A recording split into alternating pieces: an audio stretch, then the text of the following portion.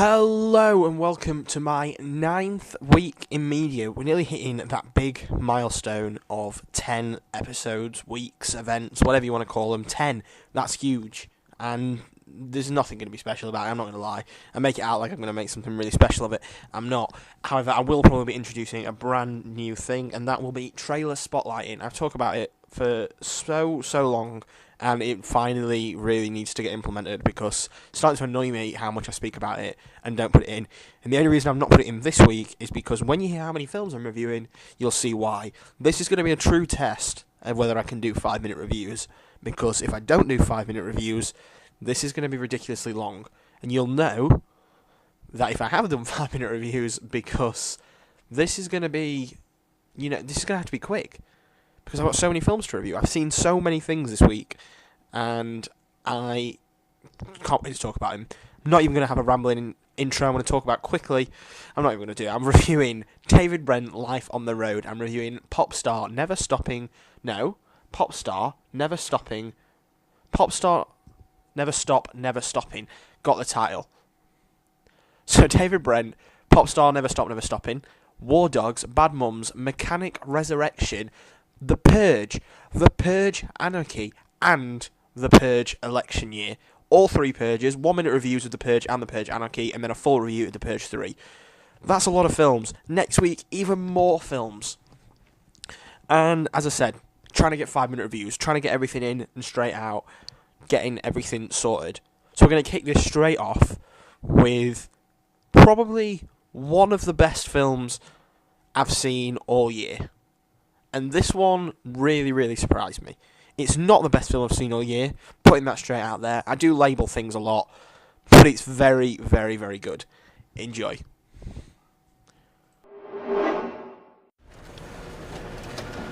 Hello, I'm David Brent.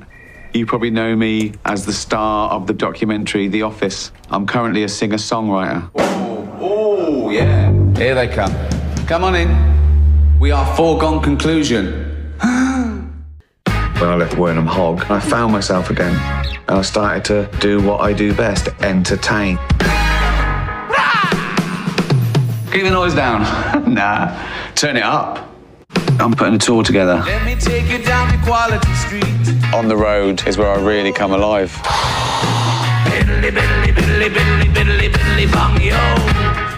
People often say, is there anything you won't joke about? Yes, they're handicapped. I didn't really know whether to laugh or cry. There's been quite a few moments like that, I think. They have, yeah. This tour is going to get better and better. Right, who wants a t-shirt?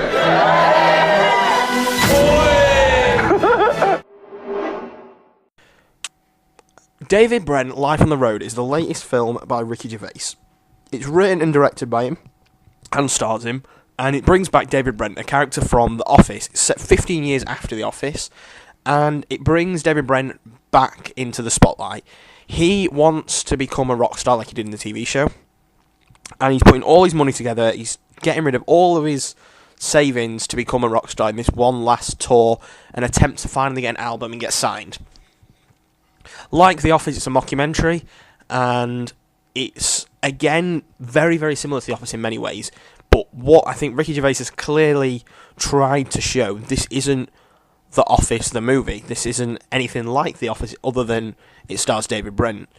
Yes, there is some references to The Office and a few funny, Office-like things, but it is not The Office. It doesn't feature any of the other characters from The Office. It's just David Brent. And I think that works in its favour. Definitely something that works in its favour.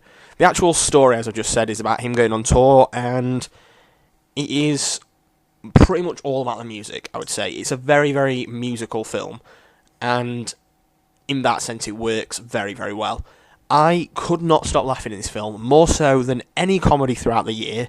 It's definitely earned top comedy for me. No other comedy has made me laugh this much in probably since Anchorman 2. There was parts where I was literally crying with laughter, and that's all down to the music and songs like See that Kenyan guy with mental eyes? He might be totally normal, you can't generalize. Black people aren't crazy, fat people aren't lazy, and dwarves aren't babies, you can't just pick them up. They each make the film what it is. When he's singing about Native Americans and being genuinely offensive and being racist and very, very David Brent-like things, and it's also harmless but yet hilarious. You can't help but laugh when he gets really, really drunk and starts being incredibly racist to his friend, because he doesn't even realise, and you feel so sorry for the character, and I think that's what David Brent is at its best. When Ricky Gervais is making people feel for the characters, every character he does, from Extras to The Office to Life's Too Short to this, he always tries to make... And Derek, I think you're forgetting about Derek. Derek is sad, and you feel sad for this character, but you love him, he's lovable. David Brent's the same. His character in Extras was the same. You always feel sorry for him, and that's what makes this. And David Brent's always been about cringe. Cringe is what makes the laughs. That's what makes the comedy the best, and it works. Cringe gets me. It's hilarious. He's exactly my sort of comedy. When he's doing incredibly, really, really awkward things, and he just looks at the camera as if for approval, it's great. You always feel like you've got this connection to him, but yet you want to be as far away from him as possible. And I think that is the beauty of what this film's trying to show. And as I said, the main comedy comes from cringe and music, and the music is fantastic in this film. I've never laughed so much at music in my entire life, and that's saying something, because The Lonely Island have also got a film in this, and while their music is funny, it has not got a touch on songs like Don't Make Fun of the Disabled and Native American or Equality Street, and I think that's also brought to life by Ben Bailey Smith, otherwise known as Doc Brown. And he, in this film, is fantastic. There is really only 2-3 characters in this film. You've got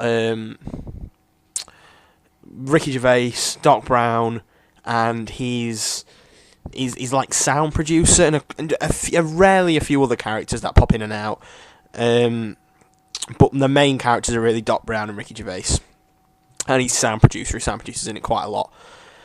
And they all have this era around them of like, we really don't want to be here, but we kind of have to be because he's paying us.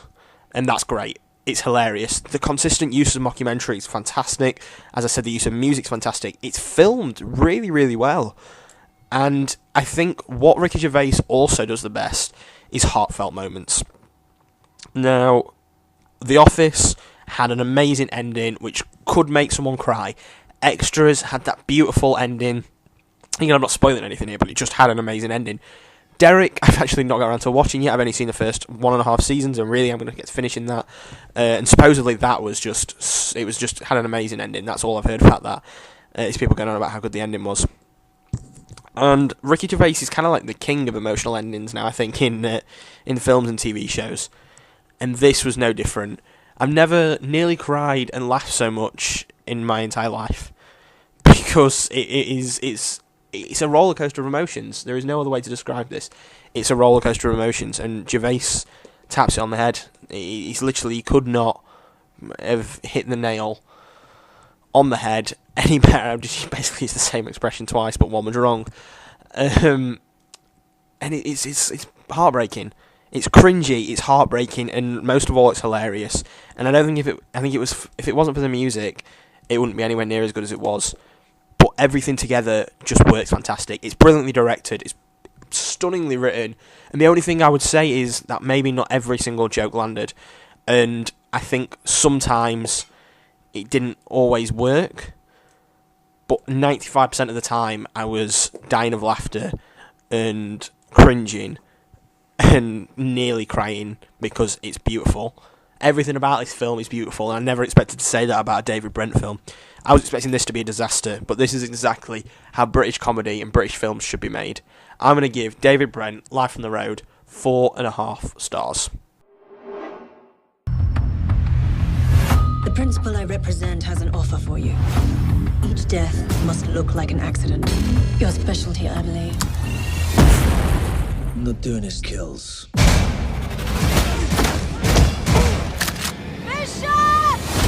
I've been waiting too long to get even with you. You have 36 hours to eliminate all the targets on this list. Or they will eliminate me. There's no sign of the intruder, Mr. Adams. That's because he's sitting right in front of me here in the safe room, jack off.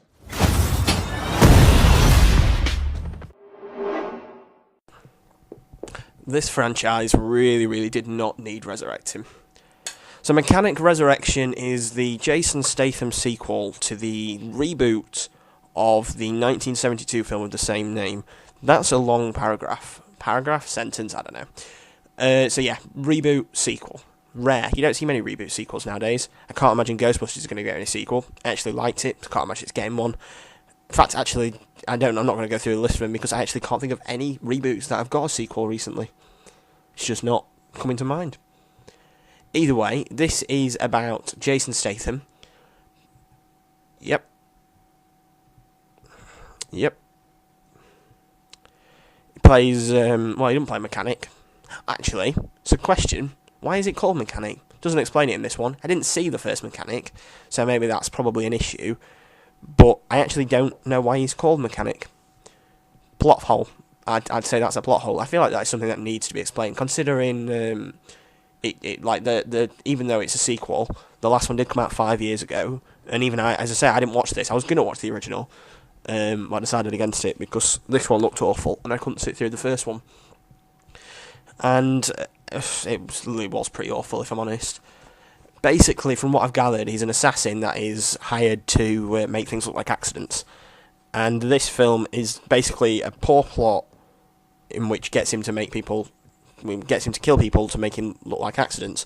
And when he is trying to make things look like accidents, I've said that phrase a lot, it works to its best. I think that is, for me, where this film is at its best. There is no other moments in this film which I enjoyed other than, I would say, the prison scene and the skyscraper scene. It felt like I was watching Hitman. Like, not the film, not the terrible films, but the actual game. And that is something I really, really liked. So, as I said, he's a hitman that tries to make people look like accidents. The basic plotline is that he's being forced to do this because he doesn't like doing it. He's been forced to do it because they've captured Jessica Alba, who he met, for a day and is now in love with. And, yeah, it's as bad as it sounds. It's as forced as it sounds. There's no reason for him to be going around killing people because does he really care if this girl dies? He met her a day ago. Yes, he probably wants to save her life, but in process he is killing 4, maybe, well, more than 4 actually. He kills quite a lot of people. But the logic behind it's flawed. But if you take away the logic and you just think, oh, it's just a fun action film, it's still highly flawed. But the actual assassinations are quite clever and quite interesting. There's one in a prison, there is the one in the trailers, which in my opinion was the best one, and they shouldn't have shown it in the trailers, because there's no big plot twist with the whole rooftop swimming pool thing. It's one of the 3 big events in the film, and they basically show it all in the trailer, and they didn't need to at all, because that's my favourite bit. That was one of my favourite bits from the film, and I don't know why they showed it in the trailer. It confused me, that did. The actual acting's abysmal, beyond abysmal. Tommy Lee Jones is in this film. He's the 3rd target. There's 3 targets and that he has to make look like accidents. I'm saying that way too often. And he's the 3rd one, and he's just awkward. He's just awkward to watch. He's playing like the equivalent of a pimp, but he's too old to be playing the old pimp. And it's just really, really awkward and hard to watch. And I really did not like his character at all. And I quite like Tommy Lee Jones. I'm a big Man in Black fan. And, well, actually, that's it, really, isn't he? He's not really done a lot else that's any good. He's definitely sold out over the years. Definitely sold out. But, yeah, didn't like the cast. Jason Statham just plays his generic Jason Statham role. He doesn't really have any heart, any character. Honestly, you could put all his characters side by side and you would not be able to tell the difference. It's not very well shot. The soundtrack's poor. The acting, especially from Jessica Alba, I mean, she should be better than this. But, no, she's bad. She's bad. Poor CGI for the most part as well. I really did not like the use of CGI. Green screens were incredibly obvious. And the only thing I would say was done well was the choreography of the action scenes. That stood out to me as something that was quite interesting. But as I said, I'm slaughtering it a lot, but I did really, really enjoy when he was going full assassin and he was in a prison, trying to get inside a prison. And although I think some of the ways he did weren't the cleverest, it was funny and interesting in that sense. I mean, when he's rubbing shark repellent on him, it's a bit dodgy, but I quite enjoyed it, and I took it with a pinch of salt, and I did enjoy those. It lets itself down when it's not doing that. And honestly, I would have happily just watched 3 separate kills without any backstory, and I would have pretty much just been as happy.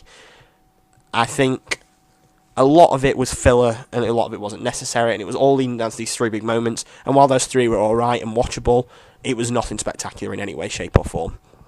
I would say it's impressive in some ways, but in very, very few ways. It's another Jason Statham throwaway film. This isn't going to be... I really hope this isn't going to make a third one. I'm not going to watch the first one either. I don't really care. I may go back and watch the 1972 one, but I won't be watching the 2011 one anytime soon. I'm going to give Mechanic Resurrection 2.5 stars out of 5. Why? Minute. Review. Tonight allows people a release for all the hatred and violence that they keep up inside them. Why don't you guys kill someone tonight? Because we don't feel the need to, Joey. Just remember all the good the Purge does. We'll be fine just like always, no worries, okay?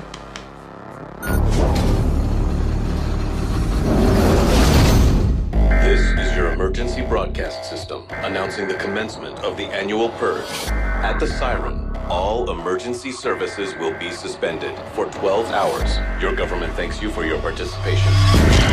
Help me! Someone, please, help me! The Purge is the first in a successful trilogy directed by James DeMonaco, and it stars Ethan Hawke and Lena Headey and a few other no-name cast members. It's a home invasion sci-fi horror film with a twist, and that is that all crime in the US is legal for a 12-hour period, in what the government is calling the Purge. This film follows the Sadin family in what should have been a safe night in at home. However, it goes horribly wrong when the daughter lets someone into the house and the Purgers with it. The execution of this film is great, and so is the concept. The cast itself is also great. I especially like the Panto villain, and the family I think work really, really well together for this film. My issues come when the backstory is hardly spoken about, because when it is, it's the best part of the film. When the psychos stop being psychos, it's fantastic. When tension building's involved and consistent plot twists are involved, it's great. Jump scares aren't overused, and the majority of the time you're on the edge of your seat. The writing is clever, but sometimes it's a bit cheesy. And the main thing it's lacking is this exploration of the world, which the later films do. This film just left me begging for more and more and more. And if you look past the fact that this film would never happen in real life and take it as fun, it's one of the most imaginative horror films of the past 10 years. I'm going to give The Purge 4 out of 5 stars. Frankly, we were a tad concerned with your performance history against a deal of this size. But after meeting you two face to face, we feel like we're in good hands on this one. We won't let you down, sirs. Not to mention your bid was far too attractive for us to pass up. What did you mean by that exactly? He means you boys lowballed the entire industry.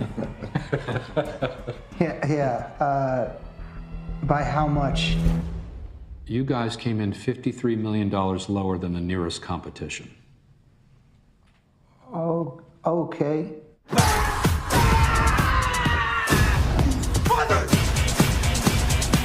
Now to a question that still has no clear answer. How did two 20-something young men land a $300 million Pentagon contract? I have a big idea.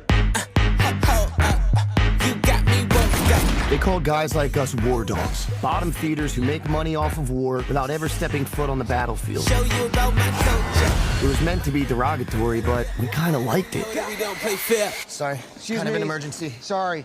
Don't worry, I have to go first. I'm American. I think it is testament to the film that it is known as an American biographical crime war comedy drama film, because it's trying to be a lot. And I think it definitely lives up to that title, because this is the most surprising film I've watched all year. This film got average reviews across the board. I was expecting very little. The trailers looked funny, but didn't look fantastic, and I heard a lot of negative things about the use of comedy and trying to be like a lot of other films. And to me, it worked perfectly. This film couldn't have appealed to me more. Well, no, wrong words. This film couldn't have surprised me more, because I absolutely loved every single minute of this film. It was funny. I liked the narration. I liked Miles Teller and Jonah Hill. Miles Teller's back on form after quite a few missteps. He had Whiplash and then went severely downhill, especially with Fantastic. And this is his step up to game. Jonah Hill's fantastic as ever. And I absolutely I love this film. And I would watch this again now. If I could watch this again over and over and over again, I would, because this could be one of my favourite films of the year. And maybe it's not the most perfect film ever, but I enjoyed this film so much. And I think that's why I'm going to give it a relatively high score. Although, actually, I'm saying, like, oh, it's not actually that great a film. It is brilliantly filmed, it's brilliantly directed, it's brilliantly written, and I was never, ever bored. In fact, I was always kind of on the edge of my seat, and the way they did certain things just really, really appealed to me. This is a very Wolf of Wall Street-like film, and I've spoken so much about this film, and I haven't even said what it's about yet. So Miles Teller and Jonah Hill are old best friends who have now met back up again, and Miles Teller's sick to death of his job as a masseuse. He's got a beautiful girlfriend, but he's sick to death of his job as a masseuse. And Jonah Hill is a arms dealer for the military. Well, for the government. Not like Barack Obama level, but he's kind of just like a middleman for arms dealing in the government. And he is earning lots and lots of money, and he brings Miles Teller on board, and they basically become gun runners. And I don't think the trailer shows off what this film really is about and how it works, but it is a very much a rags to riches sort of thing. And they end up doing a very... If you've seen The Wolf of Wall Street, I think you'll get the style, you'll get the comedy, you'll get everything. I think it's very, very Wolf of Wall Street, but with guns instead of drugs and business. And I really liked it. I love The Wolf of Wall Street, and I really liked this as well. So, the whole story and the way it starts wasn't great, in my opinion. I don't like the whole, here's where we are, here's how we got there. I don't think that was needed. But it was told in the form of a book, with each like segment being like a chapter with good chapter names. And I like when chapter names are just like quotes from the thing, because you're waiting for that thing to be said. And I always really like that in films and in books as well. And I really liked the fact that it did seem like I was watching a book come to life. And I like that. I like when films use it in the essence of chapters, really. And it did break the film down in a much needed way. And you could sort of tell when things were going to happen. Now, Jonah Hill's character is an unlikable, horrible, nasty person, but yet he's strangely really, really likeable. Miles Teller's obviously the relatable character here, and everyone's sick to death of being in that job they don't want to be in, and he really shows what it's like to go and live life exactly how you want to live life. I really, really liked both characters in this film, and I liked where they took both characters. I liked the storylines, and I liked the highs and lows. The references to films were fantastic. The use of Scarface was really, really clever. The emotional impact that they brought in with some moments, I especially really liked the, if you've seen it, the golden grenade. That was fantastic. The use of the golden grenade there was great. I didn't predict anything that was going to happen. I didn't see it as a cliche, predictable film, but I'm glad it went in ways that it went. It ended how it should have ended. It was through and through exactly how I wanted it to go. Bradley Cooper comes in at some point. He is really, really good in his film, in his role. Some people are saying he's been underused or he's not in it enough. I feel like for what his role was, he's in it the right amount. If the story is exactly how they tell it, he wasn't in it that much. They're not like he's just missed out on loads of scenes. He kind of went into hiding from them, and I liked that. He didn't ever feel underused. I feel like I knew exactly what his character was, and yeah. The set design was fantastic. The writing is hilarious. I've not actually laughed this much at a film. I mean, it made me laugh way more than Bad Mums, but a film of this caliber, I've not really laughed at a film like this. It was funnier than Wolf of Wall Street, and that was dark comedy. This was genuinely like a comedy, but with a really good story to it. I absolutely love this film, and I would put it on par with The Wolf of Wall Street. Maybe it's not Scorsese level, but it's really not far off it. I'm going to give War Dogs 4.5 stars out of 5. It's not a perfect film. It's definitely not a perfect film. It has some moments which don't particularly work. Some characters are underused. I think his girlfriend, although not a main character, wasn't used too much and was a bit cliche. But if that's how the story went, that's how the story went. It's supposed to be a true story. And I just liked everything that happened in it. And it genuinely surprised me of how well made, funny, and interesting this film was. So, yeah, 4.5 stars. My fans and me, we're in love. I write the songs that make the whole... The arena is our bedroom. And the stage The stage is where we fuck.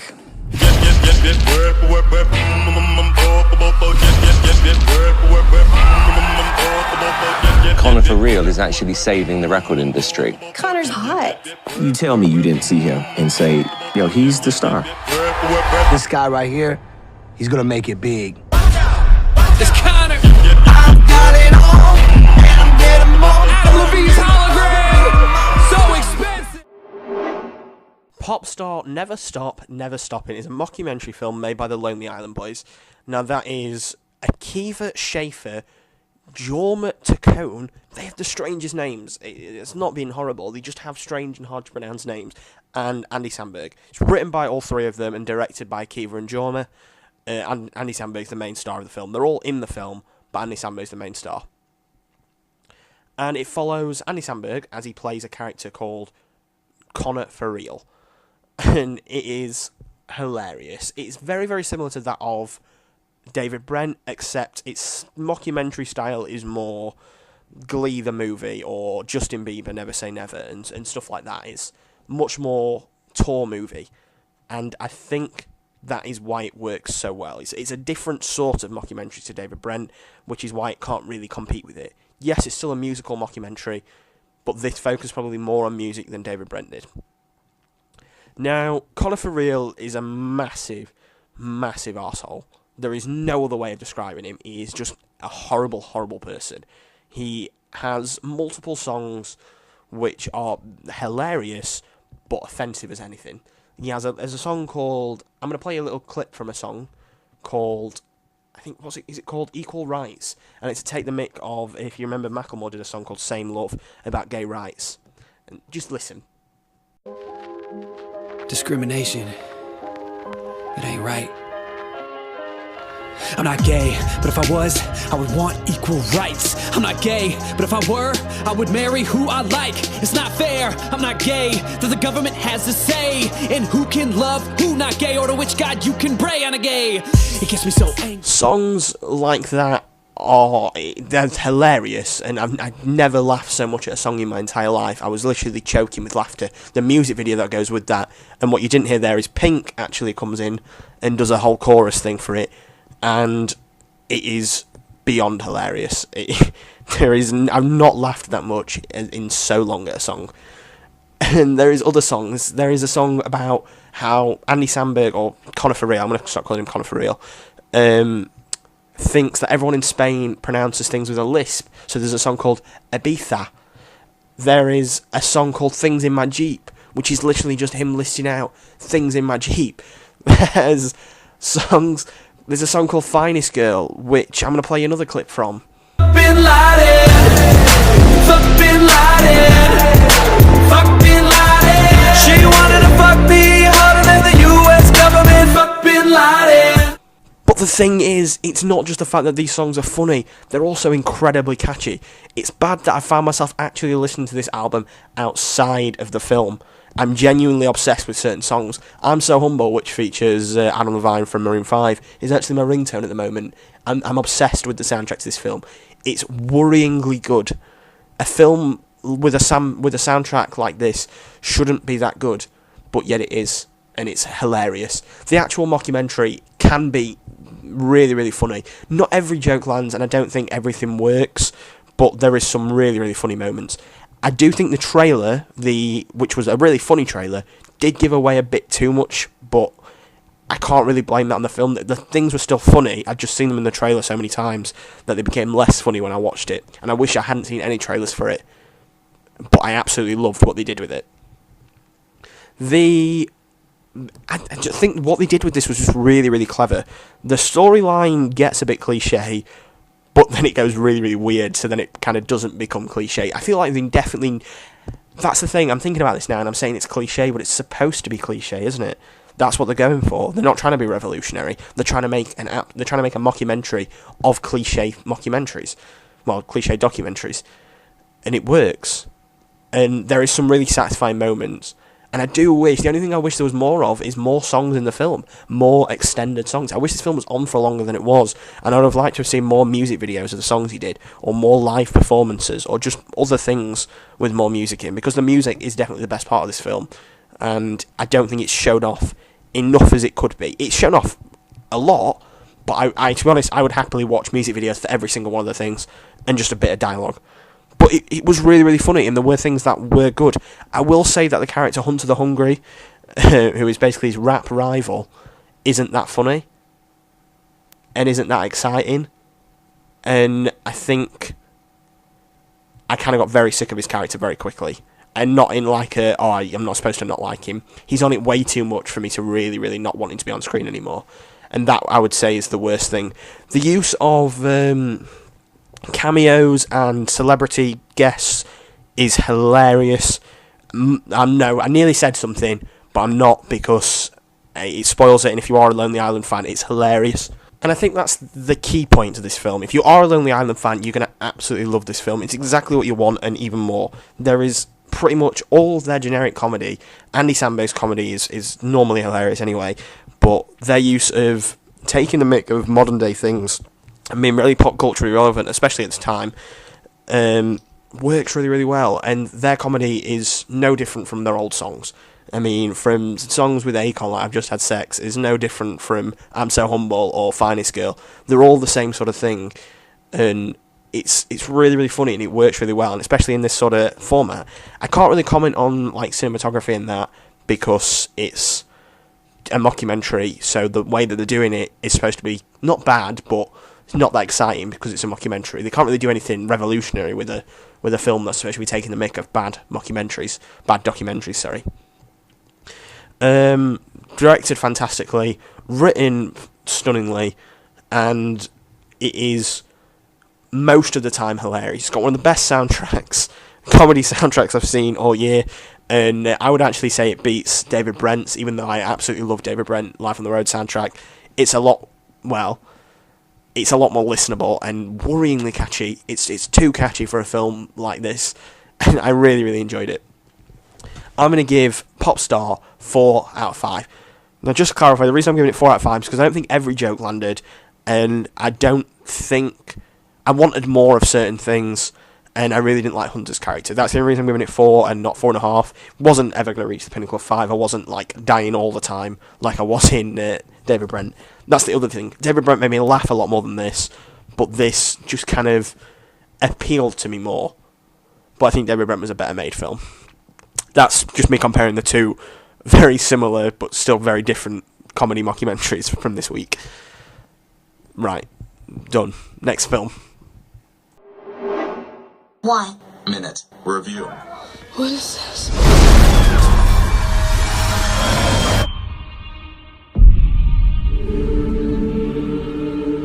Tonight allows a release. America, a nation reborn. Just drive. Stick to the plan. Thank you. Follow me. This is the last purge of the evening. The bidding will start at 200,000.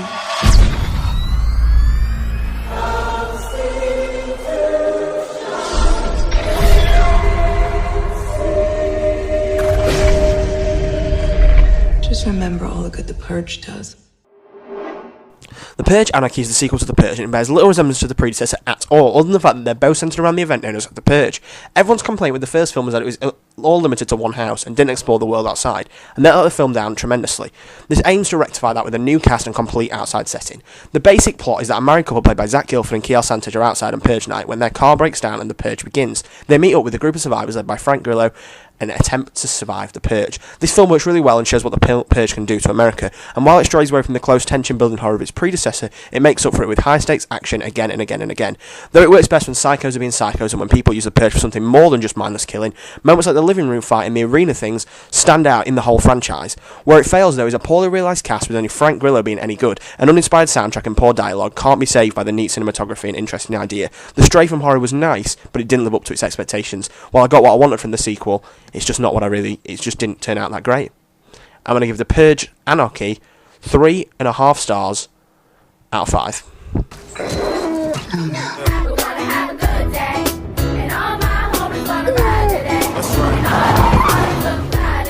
Got 4 minutes to get Roscoe to the vet, so I love you kids. Get out, get out. Emergency PTA meeting today at 5 o'clock. Will we see you there? I'll totally get a sitter on a Tuesday night. Yes, you can. You actually can. What do I have on the schedule today? You're super late for your marketing meeting. You have to tell me these things.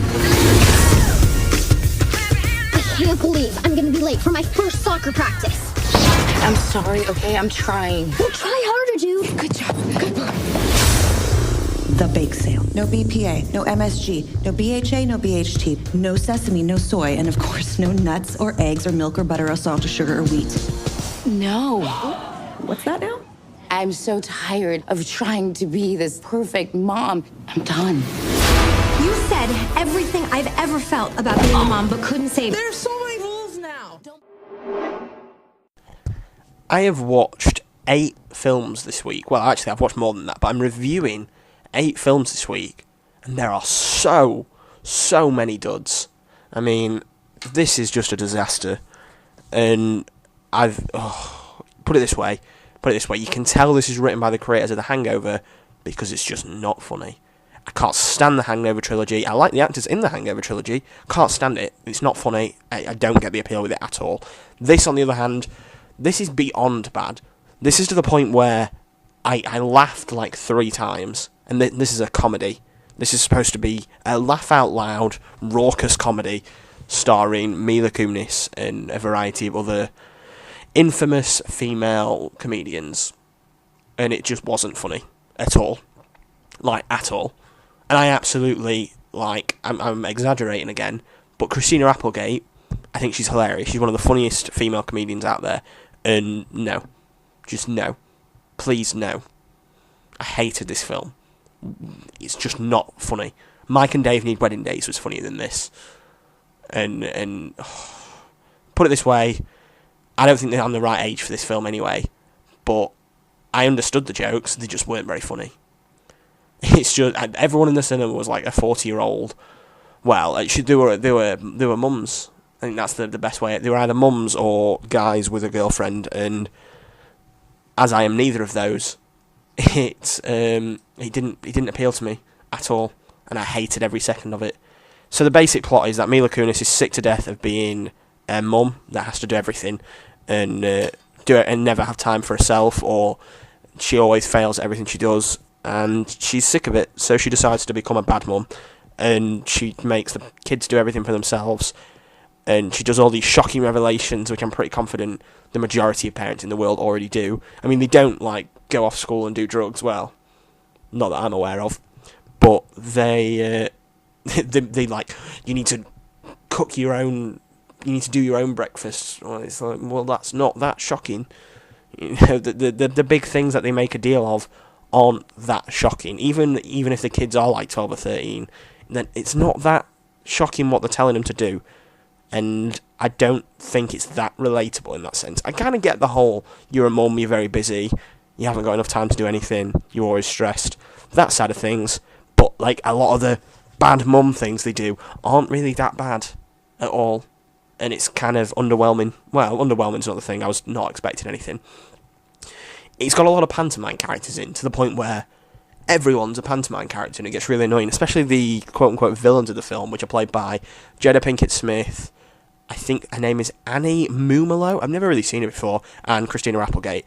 And they are, eventually, it becomes like a Vote for Pedro voting campaign against Mila Kunis and Christina Applegate. Christina Applegate's just labelled as the nasty, horrible character, and Mila Kunis is supposed to be the underdog of the story.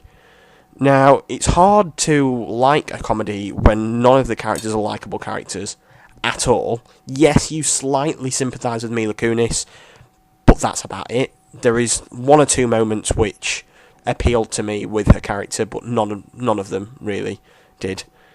As I said, the main thing in a comedy should do is make you laugh, and it reminded me very much of The Boss, except The Boss actually made me laugh once or twice, and this just did not. He just didn't do it. None of the storyline worked. It was very, very cliche with what it was going for. There was nothing that was shocking about this film, and I feel like it wanted to be very shocking, and it just wasn't at all. And that's what I didn't like about it. It was trying too hard to be funny, and it just wasn't. It didn't have really any heartfelt moments, except I would say one, and I think it tried to have lots. There was no big decline for the character that felt very impactful. And if anything, it was just a bit sad. Not in the crying way, just in the kind of like... It's kind of just sad that what's happening in their lives at this point in time. It's just a cast of unlikable characters, and what made it worse is it was poorly shot, it was poorly acted, and it had the worst soundtrack I think I've heard all year. None of the songs fit with what was going on. I think the only song that fit was the very sad sequence, the only heartfelt moment, if you know what I mean. She's like, Mila Kunis is in a house on her own.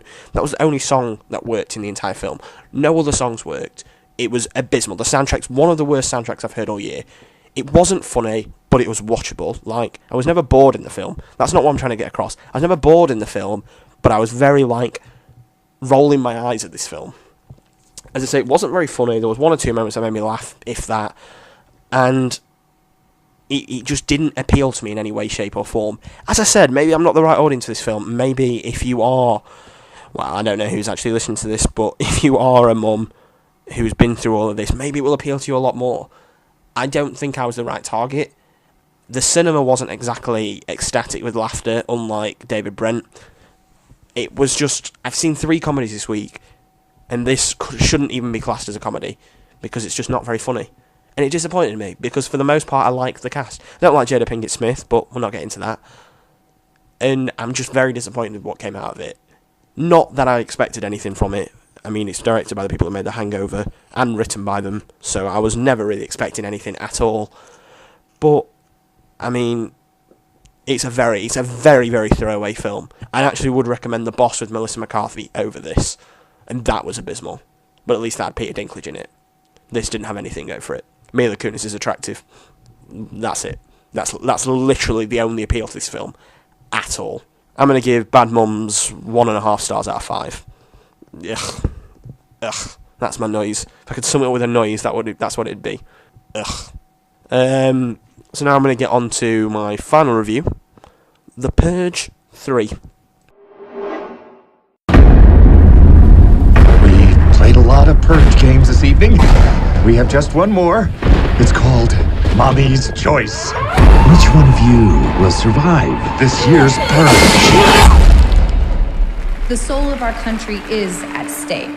The Purge targets the poor and the innocent. The senator's going to win, and she's going to make real changes, too. It is a night that is defining our country. It's time to do something about that, Senator. The Purge has to come to an end. You take a lot of risks, Senator. I have to. I was the only one in my family to survive. What made you apply for this position? I almost did something on Purge night some years back. I want this night gone. I want men in all these rooms. We got eyes and ears on everything. All right, let's begin. This is your emergency broadcast system announcing the commencement of the annual Purge. At the siren, all crime, including murder, will be legal for 12 hours. Your government thanks you for your participation. Blessed be America for letting us purge and cleanse our souls. Join me as we eliminate evil. Purge and cure. Purge and cure. Just remember all the good the Purge does.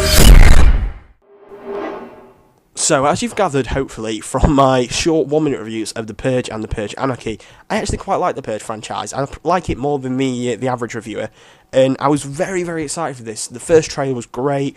I think it showed a bit too much the more I saw it. As I said, I go to the cinema all the time and see every single film that comes out nearly, and I see a lot of trailers over and over again, and I'm trying to avoid trailers because I get sick to death of seeing the same trailers over and over again.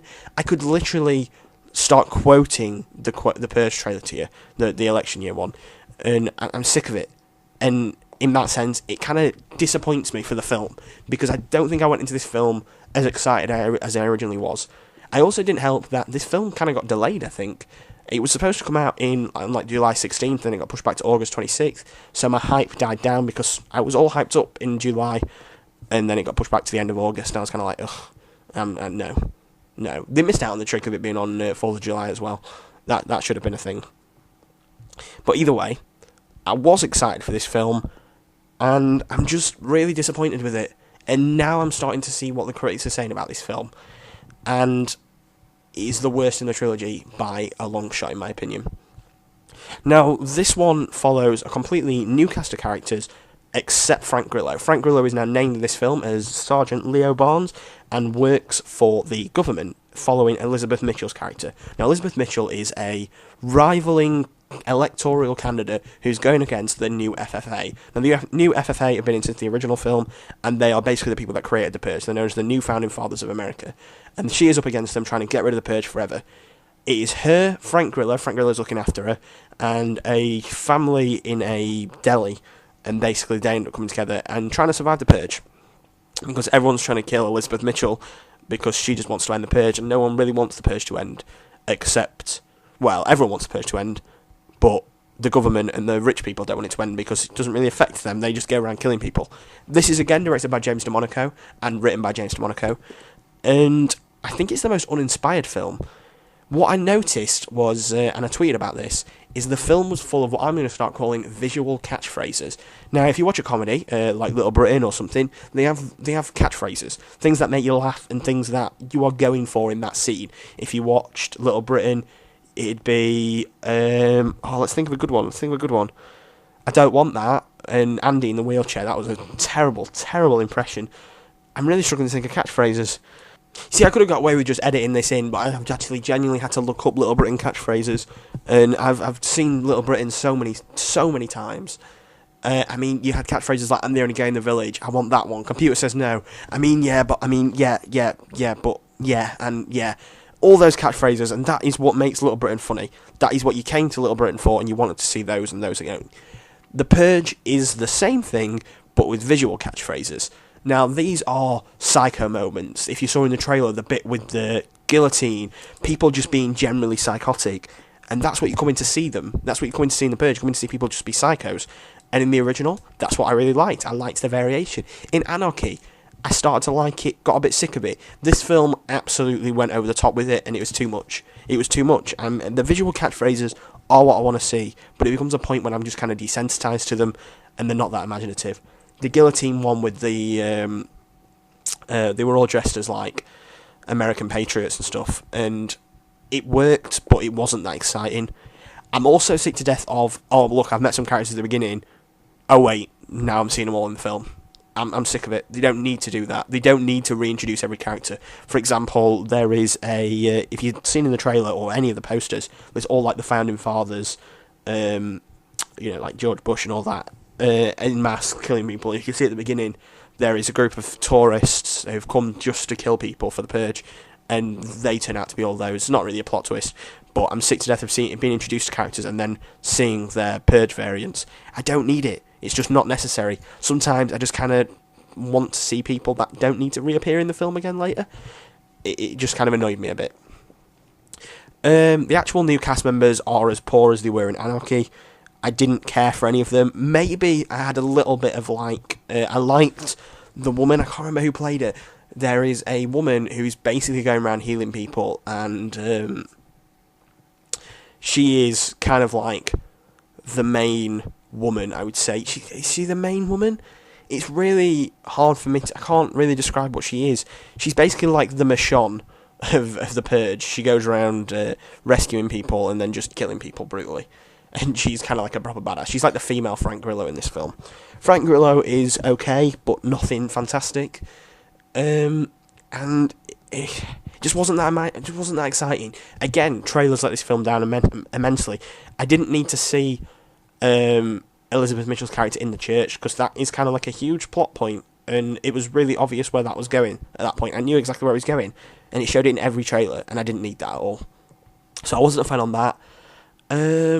What else? Too many visual catchphrases. Soundtrack, meh, wasn't anything special.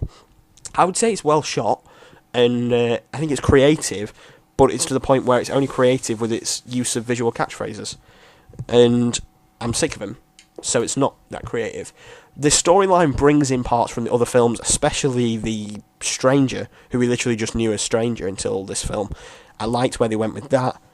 And in the end, I kind of liked what was happening at the end. I feel like there could still be more, and I'd happily watch more, but this is the most throwaway film of them all. It tried to be more than it was, and it tried to have like a political element to it, but I don't think that's what it's needed. I liked the original film. I liked how it was just people experiencing the Purge. I didn't need to see all the, like... I kept on... This is the other thing. I keep on saying things that I want from the Purge. The first film, I wanted it to explore outside the house. I was a bit disappointed with what happened.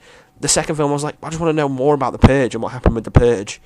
And I got it, and I wasn't that excited. Honestly, what I'd like to see now, and they're going to do it, and I'm going to be devastated because it's going to be really bad, is I want to see what happened when the Purge first started. I want to see the first Purge, and I want to see mixed characters. I don't want the characters to meet up. I want a group of different characters from all around the US, kind of like Fear the Walking Dead. In fact, proposition, this is why this review is going to go on a bit longer, I think there should be a Purge TV show exploring what it's like for different people in the Purge every episode. So like an anthology show, but exploring how different people react to the first Purge. And I think that'd be really interesting. Maybe have an ongoing storyline, maybe don't. Maybe just, mix it up and have people that don't meet for once. Because I'm getting sick to death of that. They make a lot of money, and I can see why. The premise is exciting, it's different. It's from what I originally called, when I first saw The Purge, one of the most inventive horror films of the past 10 years. And I said that in my 1 minute review, because I think it is. I think it's a very, very clever sci-fi idea. And I love dystopian things, and I love horror. But it's just become numb to me. They've milked the franchise, and I wanted more. I wanted more from the first Purge. But I feel like I'm just kind of sick of it. I see where the critics are coming from, and I can't get past the average acting and the not that exciting story, because I kind of wanted more people. Well, I don't know what I wanted from this film, but it didn't deliver either way. I am kind of just getting sick of people being psychos for no reason, and I really didn't want to be like that.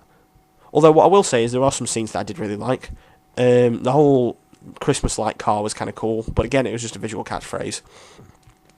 Those characters got very annoying, but the way certain things are handled, I do still like. Everything feels like it would happen if this happened. If there was a Purge in real life, this is how I imagine the US would go for this night. But what I do think it was missing is the close quarters moments, like when the people visited the house in Anarchy and it all kicked off. It was missing those, and it missed those punctual moments which are going to stick with me. And I think the only thing that is going to stick with me is the really annoying girls from who robbed the shop who come back. And I think that's the only thing that's going to stick with me. And I really didn't really like that scene. And yeah, I'm very disappointed. Really, really disappointed with this film. And I'm kind of, it's kind of a bummer to end the podcast on this. I've done 8 reviews and I'm ending it on quite a negative one.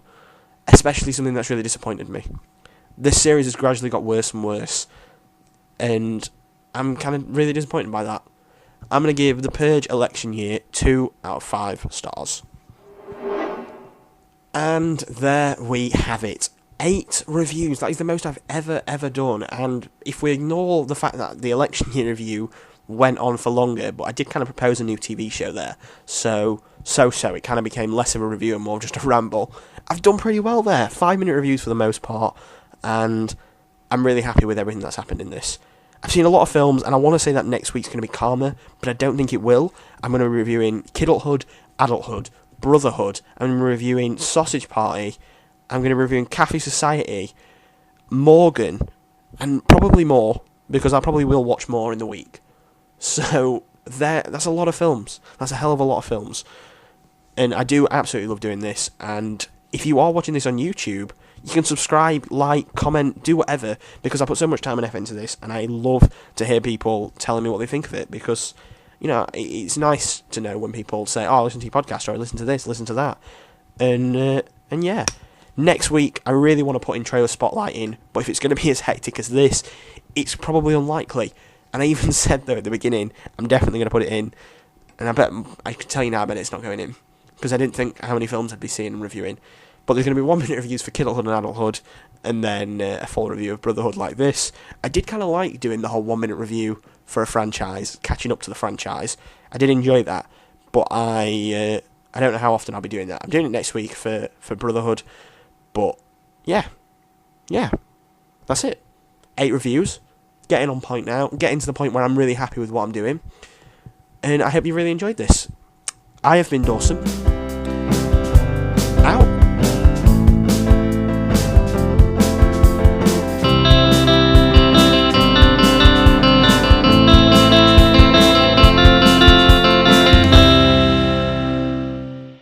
Just when you're thinking can't get any worse, you shoot a fat girl in the face with a t-shirt gun.